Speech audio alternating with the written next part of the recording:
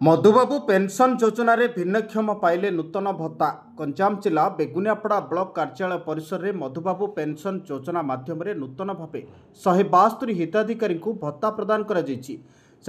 18 जन अविवाहिता महिला, जड़े तृतीय लिंगी और 153 जन भिन्नक्षम हिताधिकारी भत्ता प्रदान कर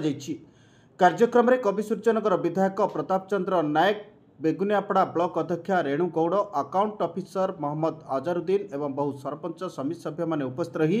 नूतन हिताधिकारी भत्ता प्रदान करछथि। पर्यायक्रमे अन्य योग्य हिताधिकारी भत्ता, राशन कार्ड, प्रधानमंत्री आवास गृह जोगाई देबाकू आम सरकार प्रतिश्रुतिबद्ध बोली कहिसेंति विधायक प्रताप चंद्र नायक। देखंतु नूतन भावे ओडिशा रे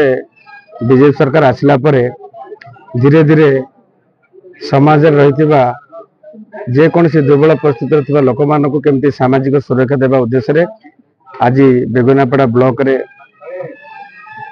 भिन्नक्षम भाई भौणी मान केमती सामाजिक सुरक्षा देवा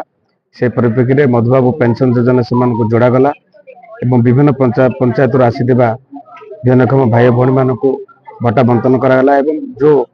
60 वर्ष ऊर्ध्व ता निश्चित भाव हम सरकार बर्तमान राशन कार्ड व्यवस्था कर आज दिन में जिते मात्रा आम राशन कार्ड आवश्यक अनुसार हिताधिकारी नहांती एवं धीरे धीरे ताहा पूरण हम भत्ता आगामी दिन में समस्त मिल ए प्रकार पद्धति सरकार निश्चित भाव दे पार।